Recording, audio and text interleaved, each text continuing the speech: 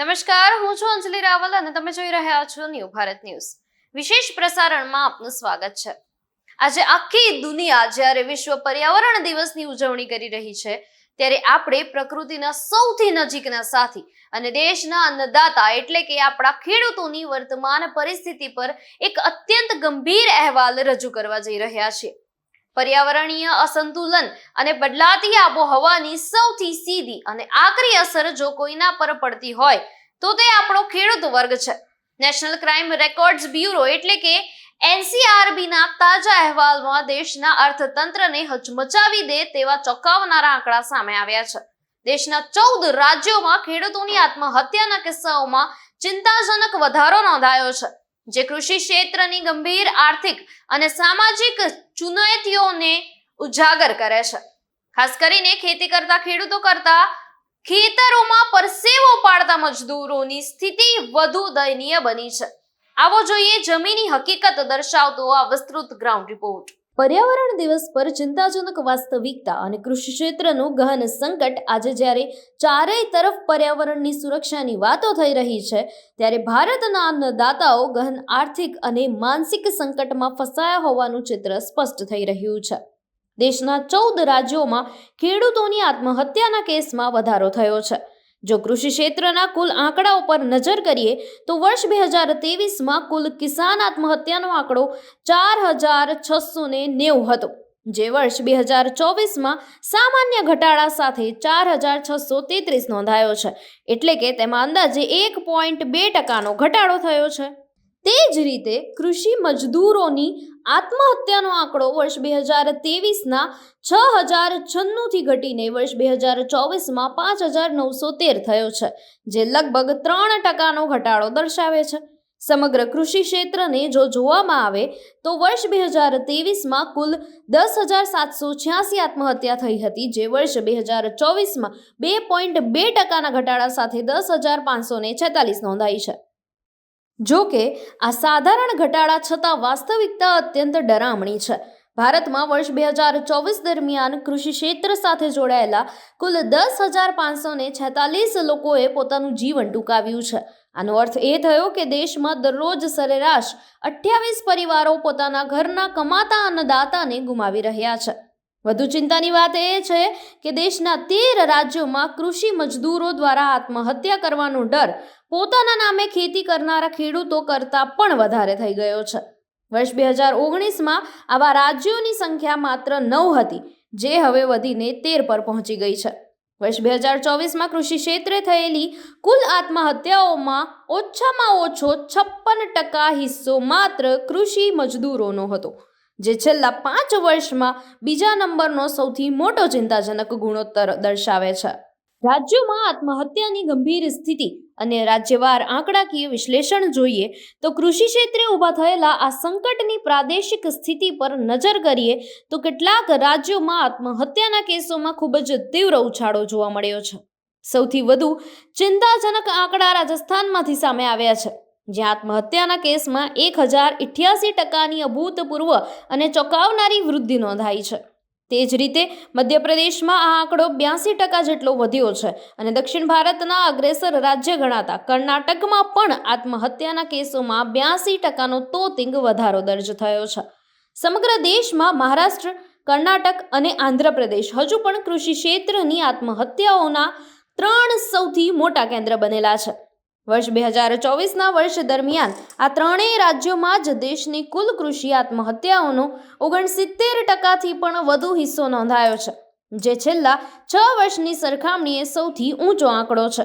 આ ઉપરાંત વર્ષ 2024માં દેશના 11 રાજ્યોમાં કૃષિ મજદૂરોની આત્મહત્યા મોટો વધારો થયો છે, જેમાં કર્ણાટકમાં 20% અને કેન્દ્ર શાસિત પ્રદેશ પુડુચેરીમાં 230%થી પણ વધુનો ભયાનક ઉછાળો આવ્યો છે. વર્ષ 2024માં દેશના કુલ 21 રાજ્યો અને કેન્દ્ર શાસિત પ્રદેશોમાં કૃષિ મજદૂરોની આત્મહત્યાના મામલા સત્તાવાર રીતે ચોપડે નોંધાયા છે. જોકે આ અંધકાર વચ્ચે દેશના કેટલાક રાજ્યો એવા પણ છે જ્યાં વર્ષ 2024ના સમયગાળા દરમિયાન એક પણ ખેડૂત કે કૃષિ મજૂરની આત્મહત્યા નોંધાઈ નથી. આ રાજ્યોમાં અરુણાચલ પ્રદેશ, બિહાર, ગોવા, હિમાચલ પ્રદેશ, ઝારખંડ, મણિપુર, નાગાલેન્ડ, ત્રિપુરા, ઉત્તરાખંડ, પશ્ચિમ બંગાળ, અંદમાન અને નિકોબાર દ્વીપ સમૂહ, ચંદીગઢ, લદ્દાખ, દિલ્હી અને લક્ષદ્વીપનો સાનુકૂળ સમાવેશ થાય છે. જ્યારે આપણા ગુજરાત રાજ્યની વાત કરીએ તો NCRBના અહેવાલ મુજબ ગુજરાતમાં 143 ખેડૂતોએ આત્મહત્યા કરી છે, જેની પાછળ સતત વધતો જતો ખેતી ખર્ચ, પાક નિષ્ફળ જવો અને માથે ચડેલું દેવું મુખ્ય કારણો હોવાનું સામે આવ્યું છે. દેવું, પાક નુકસાન અને આબોહવા પરિવર્તન સમસ્યાઓ સામે હવામાન વિજ્ઞાનનો નવો તોડ. ખેતી પર નિર્ભર પરિવારોની મુશ્કેલીઓ પાછળ અનેક જમીની કારણો જવાબદાર છે. અનિશ્ચિત રોજગાર, વ્યાજખોરો અને બેંકોનું વધતું જતું દેવું, ખેતીમાંથી થતી આવકમાં સતત ઘટાડો અને આબોહવા પરિવર્તનને કારણે ઊભા થતા મોસમી જોખમોએ ખેડૂતોની કમર તોડી નાખી છે. ખાસ કરીને જમીન વિહોણા કૃષિ મજદૂરો સામે આજીવિકાની સ્થિરતાનું સંકટ સૌથી વધુ ઘેરું બન્યું છે. આર્થિક નિષ્ણાતો અને કૃષિ વૈજ્ઞાનિકોનું માનવું છે કે આ આંકડાઓ માત્ર વ્યક્તિગત ત્રાસદી નથી, પરંતુ દેશની ગ્રામીણ અર્થવ્યવસ્થાની કથળતી તંદુરસ્તી પર બહુ મોટા સવાલો ઊભા કરે છે. સરકાર દ્વારા ખેડૂતો અને મજદૂરો માટે કલ્યાણકારી યોજનાઓ ચોક્કસ ચલાવવામાં આવી રહી છે, પરંતુ જમીની સ્તરે હજુ પણ ચુનૌતીઓ યથાવત છે અને વધુ અસરકારક પગલાં લેવાની તાતી જરૂરિયાત છે. આ મોસમી જોખમો સામે ખેડૂતોને સુરક્ષિત કરવા માટે દેશમાં કૃષિ હવામાન સેવાઓમાં મોટા પાયે સુધારા કરવામાં આવી રહ્યા છે. હાલ દેશમાં કટોકટીના સમયે મદદરૂપ થતા 48 ડોપલર વેધર કાર્યરત છે, જે દેશના લગભગ 92% ભૂભાગને આવરી લે છે.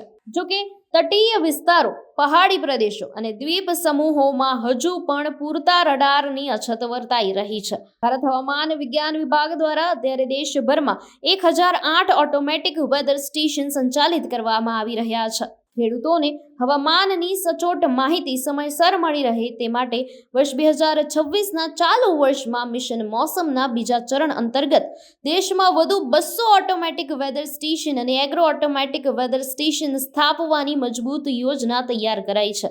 આ યોજનાનો મુખ્ય ફોકસ શહેરી વિસ્તારો અને કૃષિલક્ષી હવામાન સેવાઓ પર રહેશે.